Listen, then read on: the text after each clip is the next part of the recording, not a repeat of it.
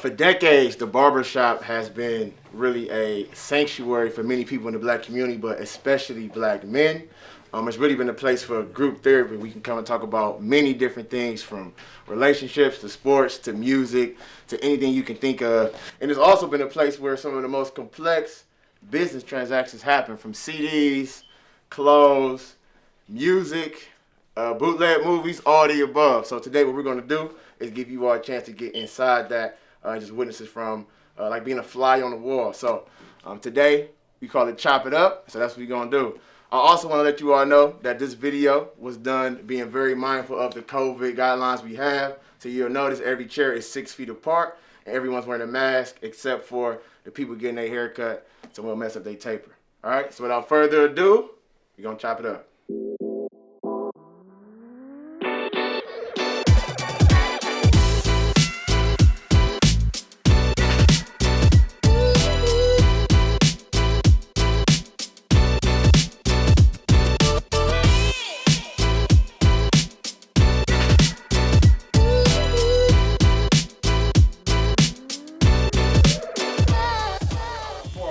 Probably for like a span of 15, 20 years, Michael Jordan was unanimously considered the best player in basketball. And I would say since 2010, that conversation has become a little more diluted because, honestly, LeBron came to the game, right?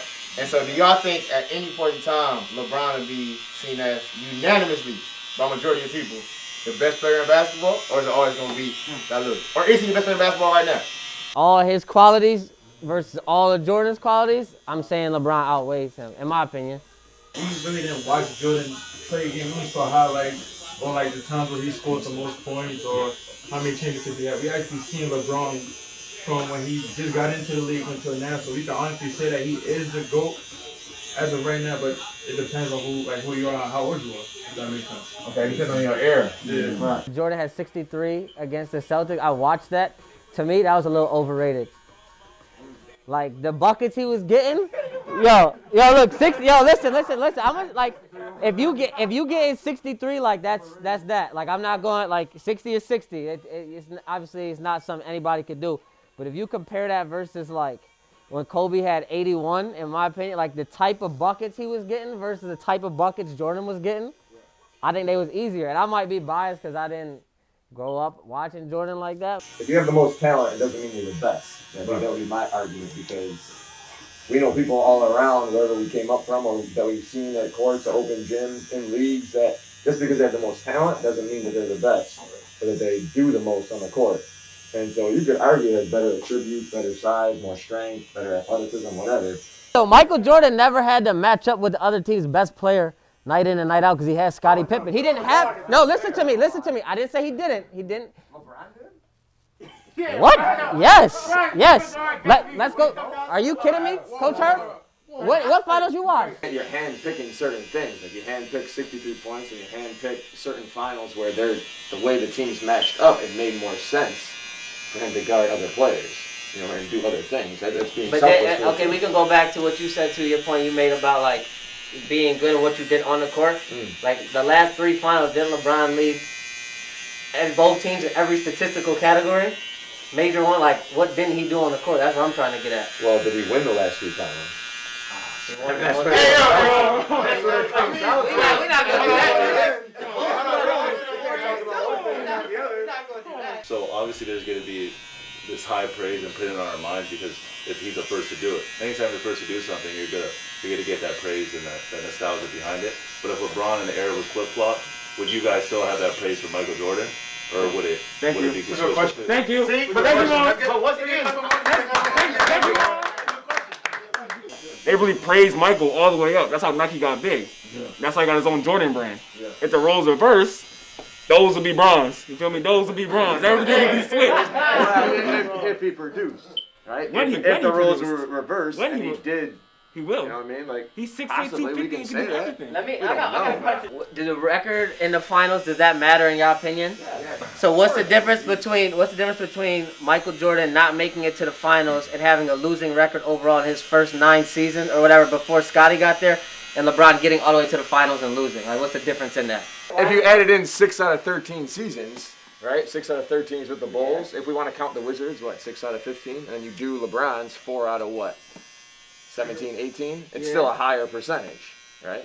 You still produce when he got that. Like, we all play basketball. And I don't know about y'all, but like my whole childhood, I was going to the NBA. You feel me?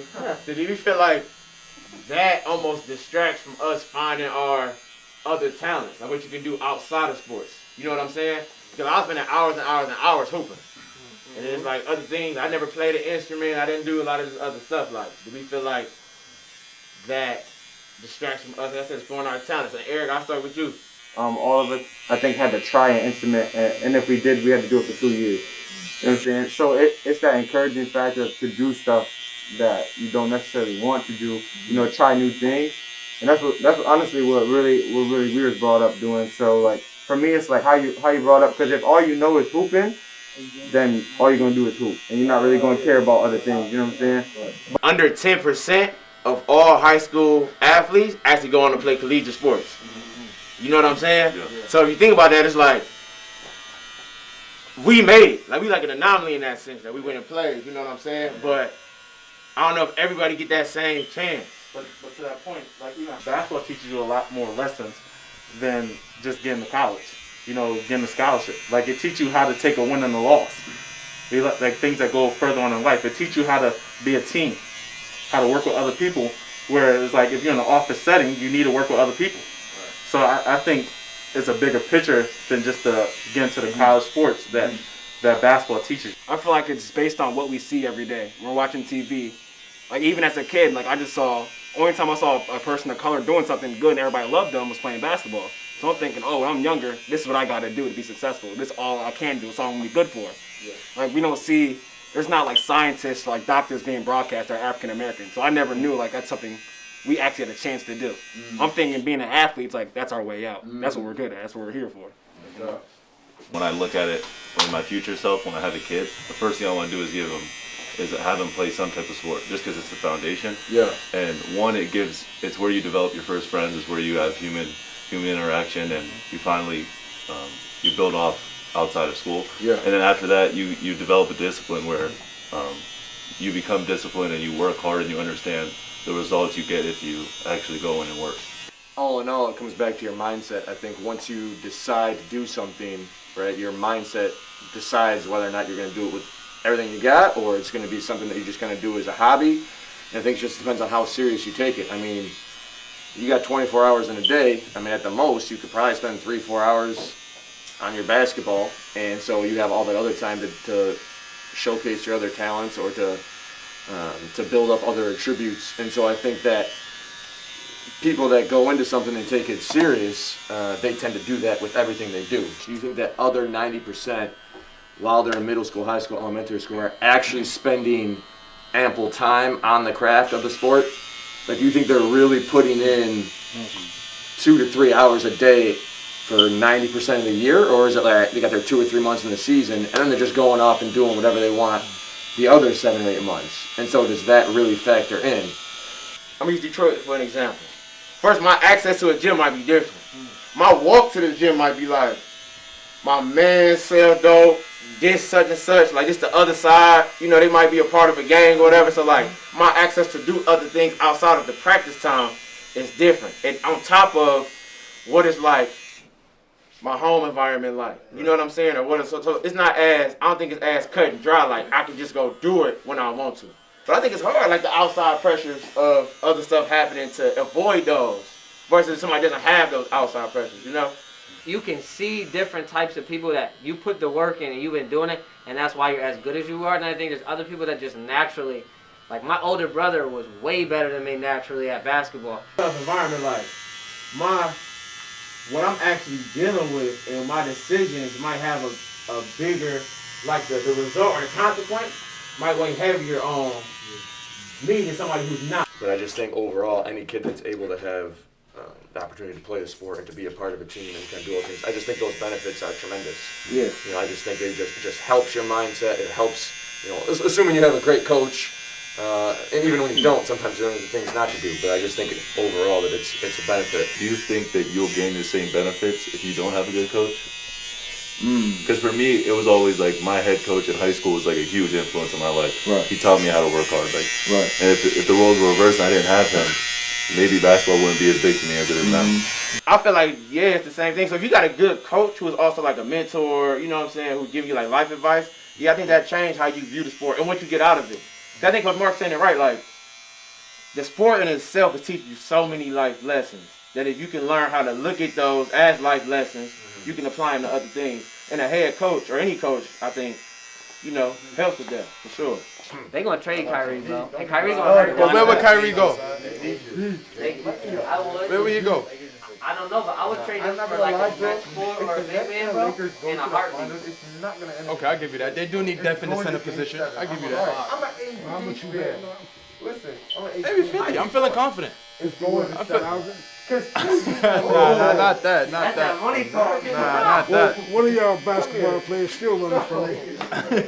With Justin? Justin, He's still running. He on the run right now. What he owe you? 500. And a pair of J's. You're not gonna see that. As long as he stay where he at, he be all right. Oh, yeah. Yes, sir. Yes, sir. That came out perfect. Yes, sir. You might want to zoom in one more time. Just cause. Hold on. Yes, sir.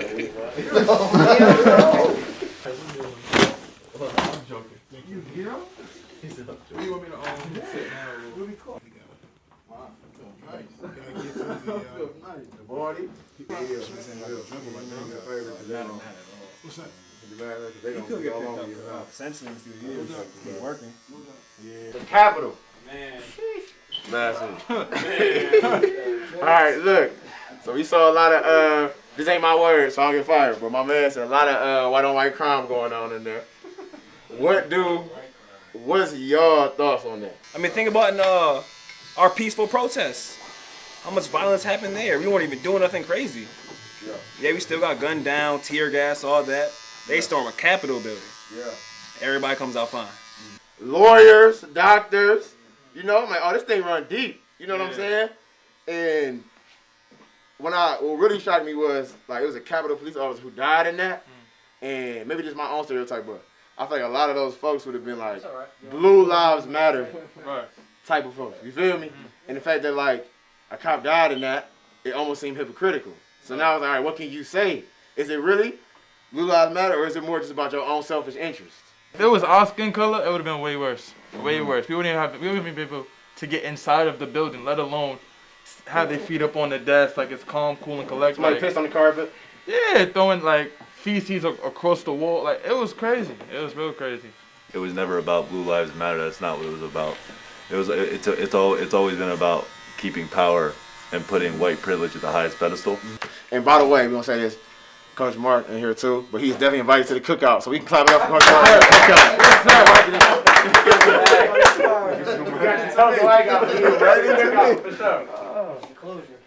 A lot of the people that were white around me, silence. Yeah, just kind of like, oh, it happened, it was wrong. Let's brush this under here. You know what I'm saying? Whereas it was a lot. The longevity of what happened over the summer, you know, was just it was a lot different. The energy was completely different. The confidence that those people showed, like, to me, is just the epitome of privilege. Like, they walked in there chest up, like, we're supposed to be able to do this. Right. And I'm still really not even sure what they were doing it for. You know what I mean? It's like they took an L and they're just salty about it. And so they're just like trying to get themselves out there, just saying like, hey, this is where we're at, and we can do whatever we want, and we should be able to do whatever we want. And so, you know, the comparison, you know, back to George Floyd and the protests and everything that went on through the summer, it's just like what you're actually marching and protesting for matters. You know what I mean? And I think this one, it was just like, I'm not exactly sure what they were protesting for, what was going on, you know, outside of the privilege part. Like you said, I think Armando touched on it, just keeping the power. I mean, that's really what it's all about. Yeah. They want to be in power. They want to have the final say. They want to be able to do what they want to do. Yeah. I mean, that's been going on for history for hundreds, thousands of years. Sure. And I think that's where I was looking at, and I was confused. And I'm still confused. And like you said, I'm confused as to why it was big for a couple days, and now it's like, okay, Right. It's almost like done. We're on to the next thing. Like we're on to the impeachment, right? They kind of have flipped the script around it. So I just think, like I said, I'm not sure. I'm not sure I can ever make sense of it. I don't know why it happens, and that's just the nature of it. And that's the scary part to me. Like, the silence is really scaring me because I'm like, okay, what are you doing in that silence? Yeah. You know? All right. So I feel like the more and more crazy things are getting, like I feel like there's more and more people stepping on the side against them. Yeah. Thankfully. But I mean, there's obviously still a very strong presence behind him. Right. But do you feel like that's going to, now that he's not going to be president and not going to have as big a voice, even though he still has a big voice, Right. you think that's going to affect that at all?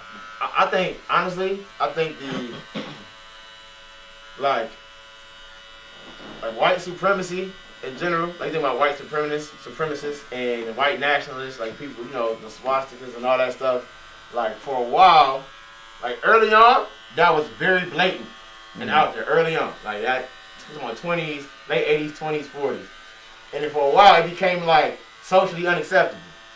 And I think this is the first time in this new era, it's been like, we've had like a globally known white supremacist in the office who's like, yeah, I don't rock with Mexicans.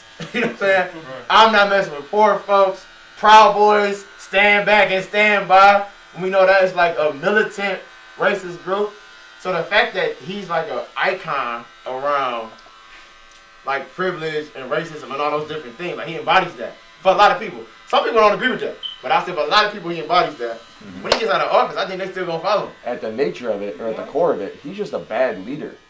Like, he's not going into war as the general. Right. He's gonna lead you up, get you going, and then he's gonna slide away. And I also feel like just eventually people are, you know, my hope is that they see that. Right. Right, and that you I mean, because you're following somebody that's not a leader, and I feel like eventually, you know, I have some faith in humans that we'll figure that out. They come to realize that, or enough will come to realize that to where we were able to kind of squash it down and get rid of it.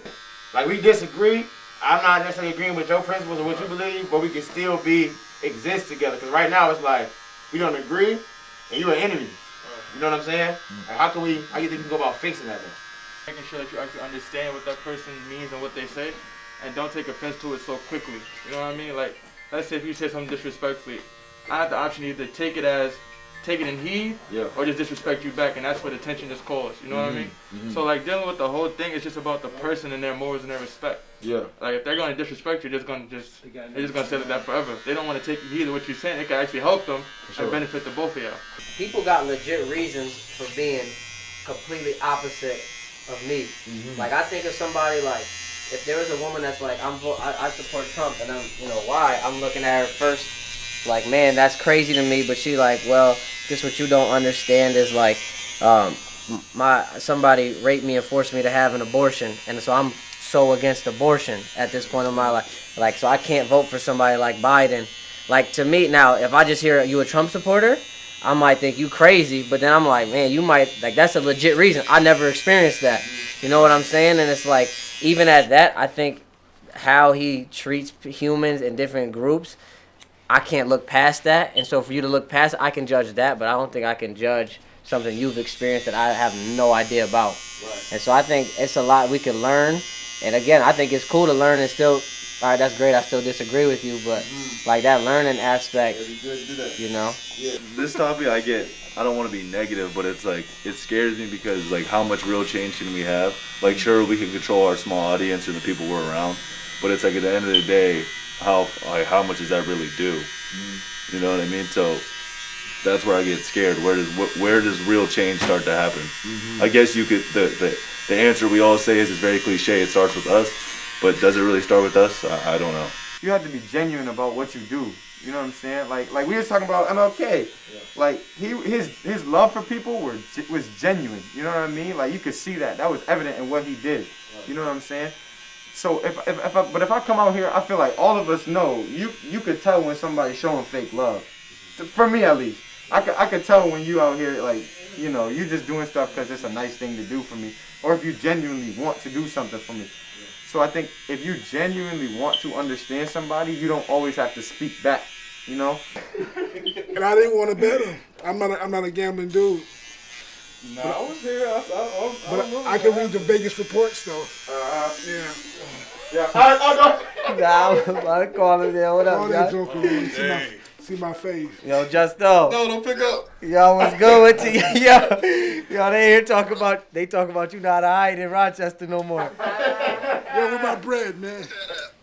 Yo, they said you not allowed back here no more. What up, Jeff? That's the big dog? Yeah, that's the big one. Hold on. Hey, look, Daddy. You know I'm always good in the rock. I ain't talking crap. Has anybody cut hair with scissors? Like, hey, have y'all cut white folks' hair? Are you on that? We good, see? Cause I said, look, I'm like, if I get in the chair and somebody pull out some scissors, I'm out. I can't do it. I can't get the haircut. I can't lie to you. I need the clippers. So, hey, we just want to say we appreciate y'all joining in on the Chop It Up conversation. We hope at the end of the day you got to learn something. But at the minimum, you had an experience that you can take something from. Come back on episode 2. Yes, sir. Chop it up. Chop it up. Yes, sir. Come back for episode 2. We're going to do this again and chop it up more. Appreciate you. Thanks for having me. One take.